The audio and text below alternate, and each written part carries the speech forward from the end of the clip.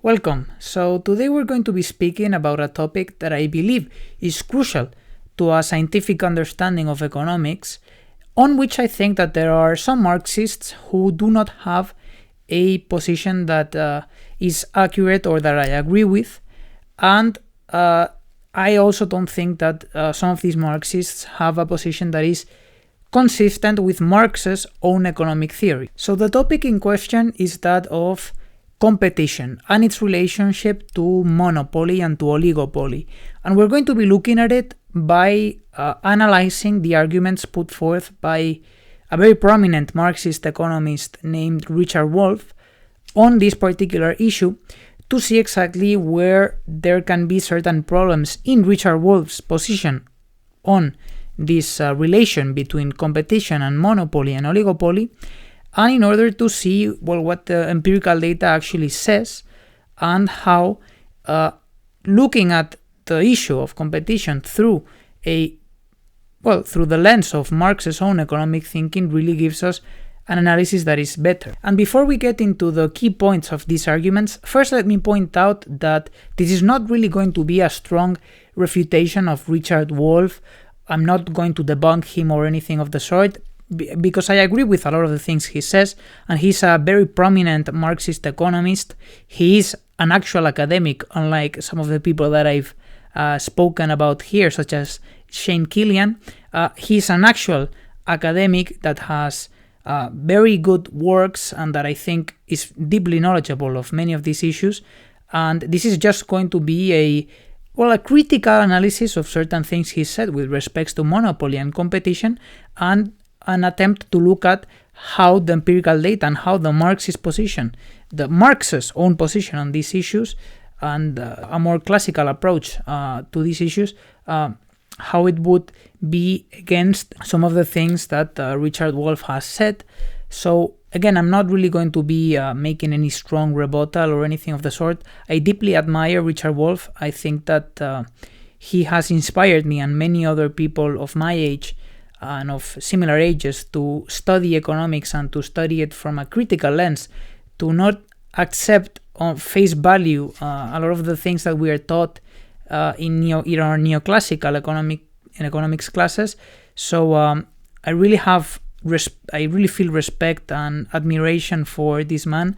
So this is certainly not going to be any sort of refutation with not a constructive but a destructive approach to it. So let us first start by looking at some of the basic concepts surrounding this particular conversation in order to clarify certain meanings, frame this discussion so that everyone can follow through. So the first point to keep in mind here is that normally in our modern economics classes, this discussion of competition is framed through the analysis of perfect versus imperfect competition. Now, perfect competition is what we are taught the first moment we enter into our economics, especially our microeconomics classes, and the environment of perfect competition is really the hyper-idealized version of how a capitalist economy works, where you have very small-scale firms in an industry, all of which are in an extremely competitive environment. They are price takers, and this is a very important concept. They take prices as given, but consumers also take prices as given. So then the question is, who sets prices? How are prices set if everyone takes the prices? And then this leads to problems in neoclassical economics regarding a central auctioneer and so on and so forth. But we're not going to speak about that today. But the point here is that firms are very small, so they take prices. They are in a very competitive struggle. They all have the same profit rate, and they all sell at the same price. They all have the same costs, and they have the same size, and so on and so forth. So the market share of each individual firm is basically going to be close to zero. So the concentration ratios in those perfectly competitive industries are going to be very small. And then there is the negative version of this theory, which is that of imperfect competition. Because once we look at the real world, once we look at how companies and at how businesses behave in the real world, we see that perfect competition is far from the truth. We see that perfect competition is it doesn't make any sense empirically, basically. So then modern economists frame the discussion, and you normally see this towards the end of your micro class, in this concept of oligopoly or monopoly, by saying, well, the world is imperfect. So instead of being a fault of the theory that it doesn't apply to the actual world, the problem is of the world. The problem is that in the real world, there is imperfect competition, which means that when we analyze the real world, we're going to have to build our explanation of the actual competition based on some negative, but within the same context of the version of the perfect competition that we first see in our micro classes. So now we are in a world where firms actually set their prices. In the case of oligopoly, normally you see these models where they constrain production so that they can sell at a higher price, and this is going to be an important concept going through in this discussion. In oligopoly, we see models using game theory, such as a Cournot equilibrium or a Stackelberg environment, and so on and so forth. So you have, in a sense, the negative version of what was previously taught as perfect competition. And within this framework of imperfect competition, we find ourselves with the concept of monopoly and oligopoly, as I've mentioned earlier. And here is where a key distinction between the classical and the Marxist tradition and their thought about competition and this perfect versus imperfect framework, there's a clear difference here. Because now, once there starts to be some concentration, and once this concentration in a given industry, the concentration meaning of the market share, that in a very small number of firms there exists a big portion of the market share in that particular market, once you start seeing concentration, once you start seeing price setting, then you conclude that this is because we are in an oligopolistic or in a monopolistic market, and now you start seeing problems. And here is where you start actually framing the conversation as in, well, what we would need to do is to try to stop these monopolies from occurring, because they put their prices as a markup on top their marginal costs, which under perfect competition would be equal to their price. Now the markup pushes the price away from the marginal costs at a price that is more costly, and thus we have ourselves a problem. And thus in oligopoly it's a similar argument, and thus we find ourselves within a problematic scenario. And it is important to mention this, that within their framework, this more imperfect competition, this oligopolistic or monopolistic competition, is problematic precisely because it is associated with outcomes that are deemed uncompetitive, that are deemed problematic because they bring about higher prices, higher profit margins, higher profit rates, which, in their theory, this is all, extremely problematic, and that's why we find ourselves studying this as a side note, because before that we had been promised this world of perfect competition where all the outcomes are profit and utility maximizing, and so on and so forth. And this is actually against the notion of competition in the classical tradition and in the Marxist tradition, in Marx's own particular writings, precisely because they like to think about competition within the lens of real competition, of what Anwar Shaikh in his book Capitalism, Conflict, Competition and Crises calls this real competition. Within this framework of real competition, there is no perfection. There is also no imperfection. There's just what the competition that we actually see does, what its outcomes are. And here it is important to mention that since in perfect competition all the firms are alike and they are all very small and they are a very large number, in real competition this is actually not the case. So for competition to exist, the degree of competition is not really determined by the amount of firms that exist in a given industry, because you could have two industries and still have a fairly competitive, two firms and still have a fairly competitive environment. You can have 3, 4, 5. You can even have one and still have it be a very competitive environment. Thus, the outcomes that we expect, which are consistent with the labor theory of value, with the tendential equalization of profit rates across regulating capitals and so on and so forth, these outcomes are associated with the actual real world, precisely because in the actual real world, competition is not really determined by some of the things that in the perfect versus imperfect framework are said to be the determinants of the degree of competition in a given industry. And it is crucial to keep in mind here that it is competition what really brings about all of the phenomena that we are interested in studying. So the regulation of prices, of actual market prices by unit labor costs via prices of production, via natural prices, is an outcome that springs from competition, that springs from real competition, which is why we want to understand these outcomes.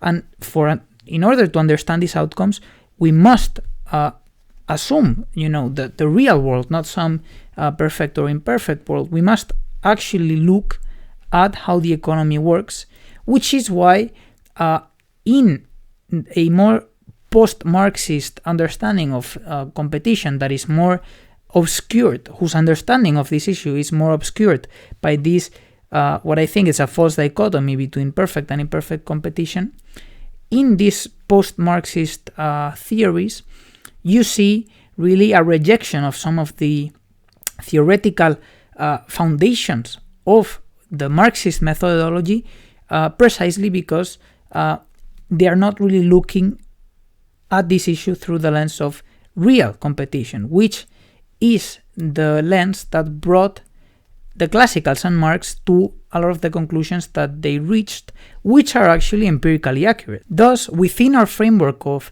real competition, we expect competition to exist, and we expect a fair degree of competition to actually be the norm, not the exception in capitalism, precisely because the outcomes that we empirically observe are understood within this particular framework, and these outcomes are, of course, the regulation of market prices by the labor costs via the prices of production, the natural prices.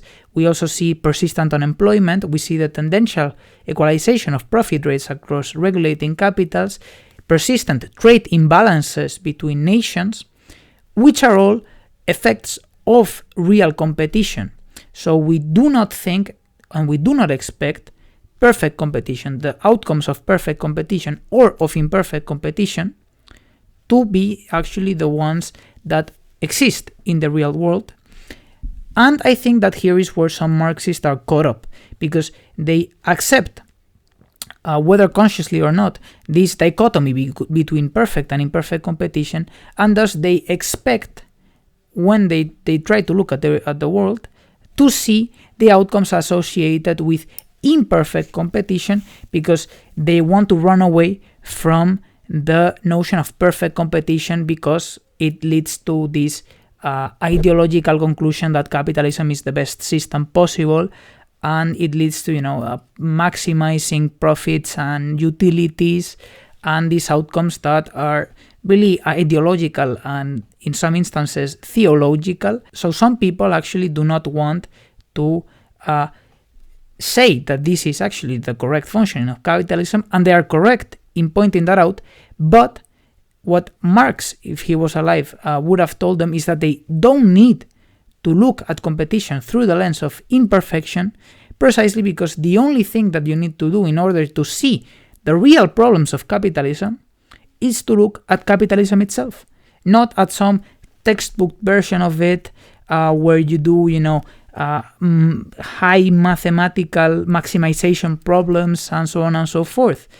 Because this is actually the important part of Marx's writings, that he was able to show he was able to lay and to make visible all the contradictions of capitalism without having to recur to some other world apart from the actual real capitalism that he was observing at the time, and that still is very similar in a lot of respects today. So having said all of this, let us now see where exactly does Richard Wolff lie within this discussion, and what are the points of agreement before we look at the disagreements that I have and that I think that the theorists of real competition have with Richard Wolff.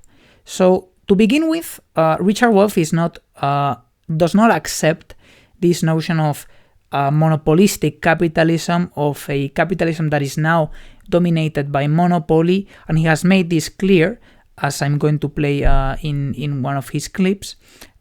He has made this very clear that he doesn't think that capitalism is now persistently in a stage of monopoly, but that he thinks that capitalism is constantly in a struggle between competition and an attempt to free oneself from competition. And he thinks that the contradictions of capitalism play out in this struggle to have competition, that the natural struggle of competition and the tendency of some companies to move away from this competition. And I actually agree with this. I think that he is correct.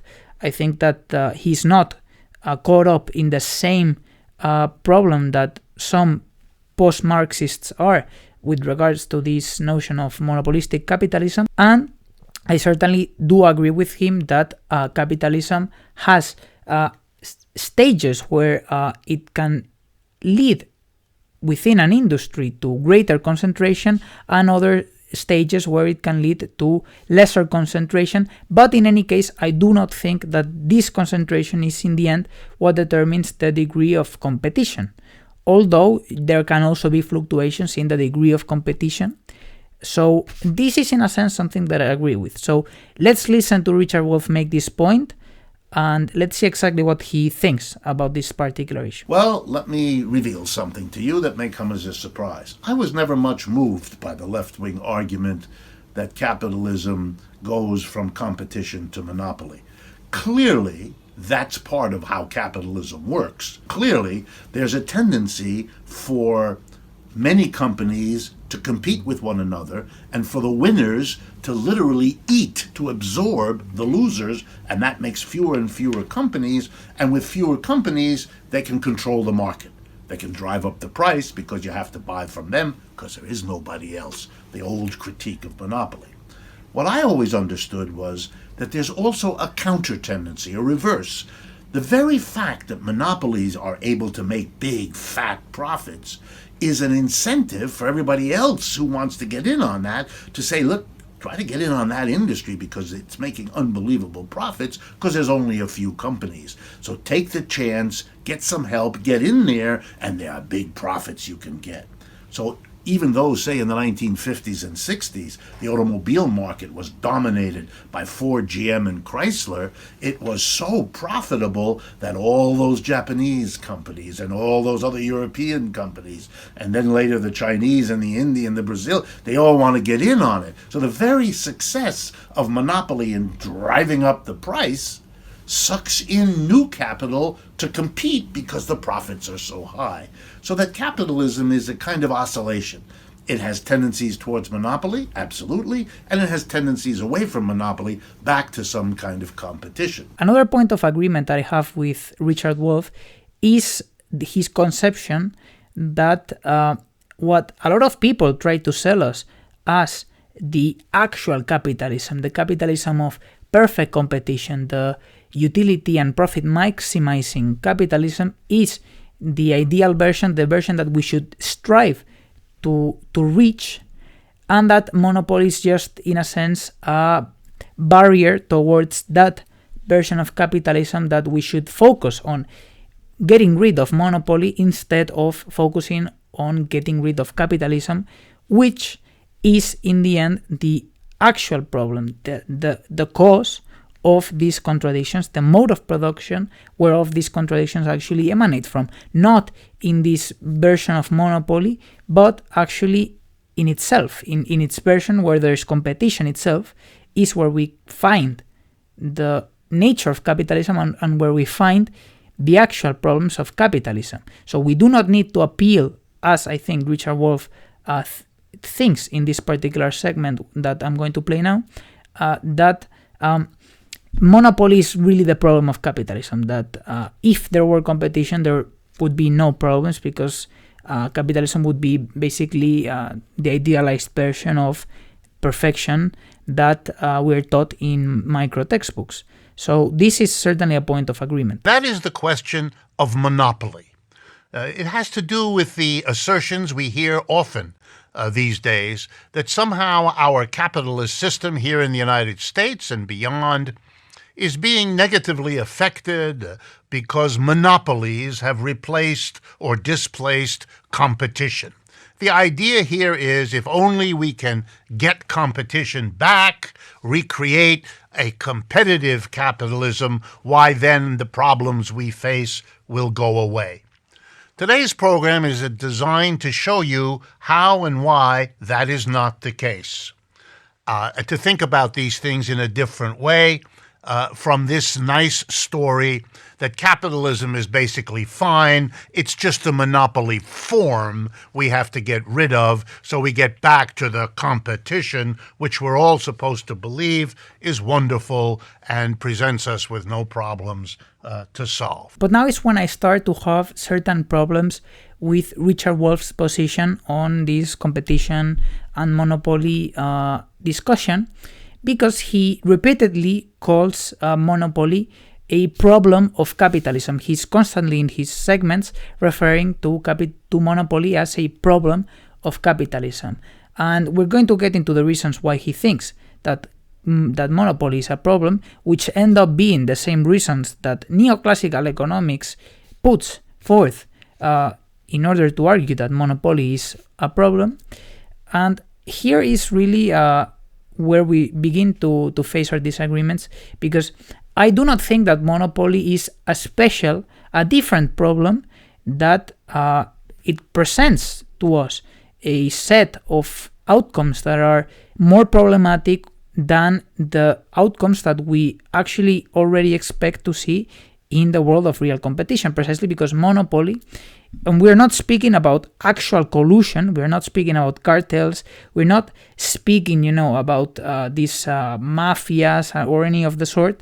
We are speaking about monopoly, and this is the same thing that Richard Wolff seems to be speaking about, the monopoly that springs from competition, so an industry that is concentrated because competition has brought about the survival of a very small amount of firms.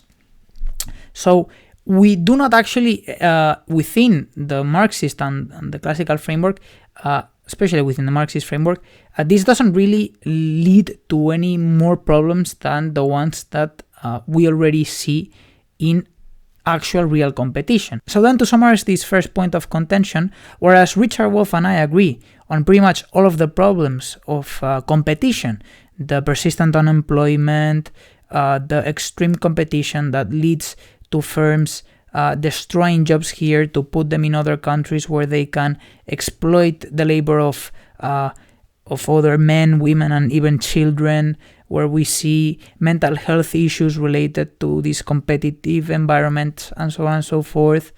The antagonisms that spring from this, whereas we agree on all of that, he adds to the set of problems that of monopoly, for the reasons that we're now going to discuss, whereas I do not really think that this is a new addition, but that it fits within the same set of problems that we really agree on. So monopoly is part of competition, because again, we're not speaking about collusion, we're not speaking about cartels, so monopoly is still consistent within the framework of real competition, so it still brings about outcomes of competition that have, these problems that we agree on, So I do not really think that this is a new problem, whereas Richard Wolff does think that this is a new problem for two main reasons. And the first reason is that he claims that monopolies jack up, as he puts it, prices. So he says that monopolies or oligopolies, because he's talking about these two, oligopolies and monopolies, pretty much within the same term of monopoly. He thinks that this situation of monopoly brings about higher prices, consistently and persistent higher prices, so long as the monopoly exists, and that thus, since this price is higher, the profit margin is also higher, and thus profit rates and profits in general are much higher than they would otherwise be within a competitive environment. What's the criticism of a monopoly or oligopoly situation? Again, very simple.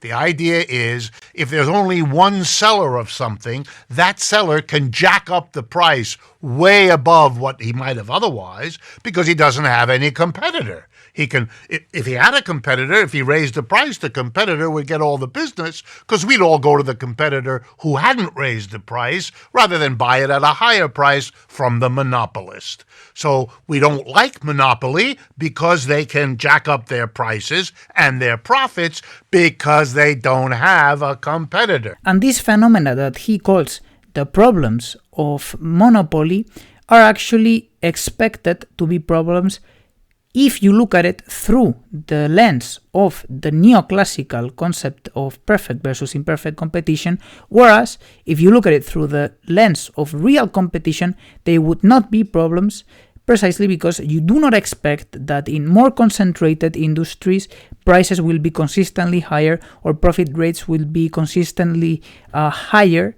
So you actually do not expect this to be a problem. So now the question really becomes an empirical question, a question of whether or not it is true that prices in monopolistic industries are consistently higher, or that profit rates, profit margins are consistently higher, because obviously the mass of profits can be certainly higher in more concentrated industries, precisely because if you have a bigger market share, you're going to sell more of your produce to a lot more people, and thus your profits in aggregate are certainly going to be higher. But this doesn't mean that your profit margin is actually higher, that you have jacked up your price so that the profit margin, being the difference between the unit price and the unit cost, doesn't mean that this is now going to be larger because prices are going to be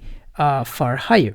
So now again the question is really an empirical one. And what does the data really say about this issue? Is in fact concentration in industries related, possibly correlated with higher profit rates, with higher profit margins? Well, actually Anwar Shaikh discusses this in his book. He discusses the empirical data regarding this particular issue, and the conclusion is pretty much no. So I'm not going to go deeply today into this empirical testing and so on and so forth. If you want, I can do a review more in depth of all of this. But to summarize a little bit the findings are the following. So in this book, Post-Keynesian Price Theory by Frederick Lee, that is cited in Anwar Shaikh's book, there is a discussion on Rufus Tucker, who was an economist who did long and very sophisticated empirical studies on this question of prices and of profit rates. And in this book, there is a discussion of it. And the conclusion of Rufus Tucker's particular studies was pretty much that this is not the case, that the kind of prices that are associated with this imperfect competition are actually associated also with fairly competitive industries, so that there is not really this big difference between prices. There is, for example, it is the case that prices are more stable in more concentrated industries and in industries that have higher entry costs, precisely because and this is something that is predicted by real competition, precisely because the larger you are, the more profits in aggregate that you have, the easier it's going to be for you to stay fairly untouched to a shock in demand, for example. So you're not going to have to adjust your prices as much as in more competitive industries, but your prices are pretty much going to be consistent within the framework of the labor theory of value. And as we've seen in the studies that I've shown on the labor theory of value, in assuming competition, the labor theory of value should be empirically accurate, and it is empirically accurate, so competition must therefore be the norm.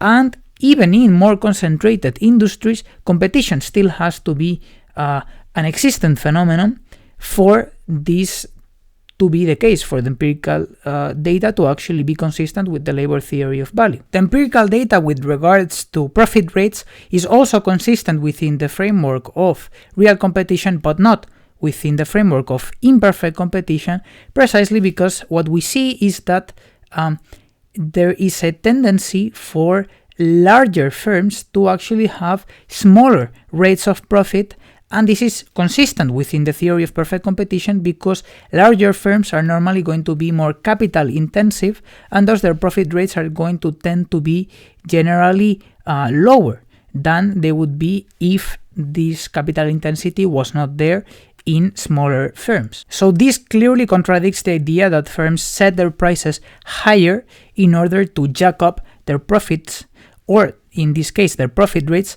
But this is also true for profit margins, because whereas there is a relationship, a positive relationship between the scale of a firm and the profit margin, this is not explained by the fact that prices have been jacked up, but by the fact that costs, when firms are larger, generally are lower, because you can take advantage of a larger scale and reduce your unit costs. So therefore the profit margin is clearly going to be somewhat bigger, the bigger that your company is going to be.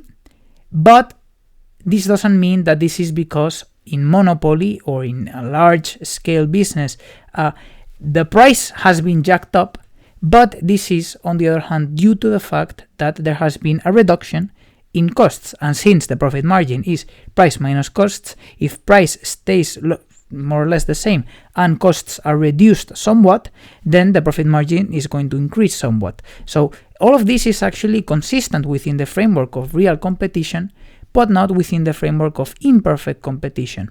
So when we look at monopoly, when we look at the issue of oligopoly, we don't look at them as separate problems. We don't look at them as something that is a problem of competition, but we look at them, if we're not speaking about actual collusion and actual cartels, which are illegal and are therefore not actually what we are commenting on here. And Richard Wolff is also not talking about actual collusion, but about the monopoly that, or the concentration that springs from competition itself. So if we look at this, we actually already see that its outcomes are consistent within our framework. So we do not need to bring in any neoclassical theories of imperfection in order to make sense of some of these issues, or in order to bring in new problems to the already existing set of problems of capitalism. So this is really where my main contention with Richard Wolff here lies, which is on the fact that at some points he seems to be embracing more the Marxist and the classical notion of real competition, but in some instances he seems to move towards this imperfect theory of competition that has, as its father, as it were, as its God, the perfect notion of competition, which is a deeply ideological and theological even conception of competition. So from a Marxist standpoint, to be making arguments that sound like neoclassical arguments is really bizarre to me, and it's something that I certainly want Marxists who find themselves thinking in this line to actually go back to Marx himself, to go back to the classical tradition, and to think about competition through a more realistic lens, so that they can see that they do not need to appeal to imperfection in order to make sense of and be critical of the statu quo. And another reason why today I'm fixating in this issue is really because once you enter in debates with other individuals and you put forth this issue of monopoly, you might get into trouble when justifying empirically your position, like it happened to Richard Wolff in this clip in a debate that he recently had. Destroys itself. What does destroys itself mean? Like a company, I'm competing, and then I get too casual, too lazy, somebody else comes and destroys me? Is that what you're saying? No. This is a situation where there's 500 companies producing, I don't know, potato chips. Okay. And one of them comes across a new kind of potato and it goes better, so he can sell more potato chips than the next guy. Because he can sell 10 million bags instead of 2 million bags, he can produce potato chips at less per bag than it costs the other guys who produce a smaller amount. So because he can produce at a lower cost, he drops the price. That swings the demand over to his product and away from the others who can't afford to match him because they don't have the low cost, since they don't have the big output. Eventually, one guy is able to get the entire market, and he will produce at the lowest possible price and the lowest possible cost. The others go out of business because at the price he charges, close to what his cost is, they can't compete. And so he's left all alone. Once that moment is reached, once he has no more competitors, then he can begin to jack up the price because you don't have anywhere else. Give me one example. Give me one example of that today. One example of that today. Why you want it today? It's all through history. No, give it to me today. Give me one example of that today. Microsoft. Amazon.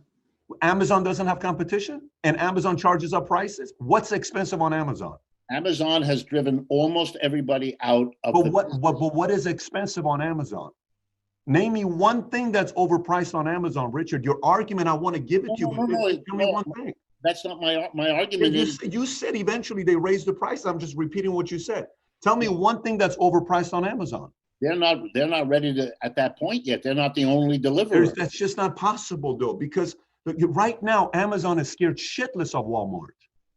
They're scared shitless of Walmart. That's because capitalism works. Now, my concern is the following. My concern is Bezos moves to DC.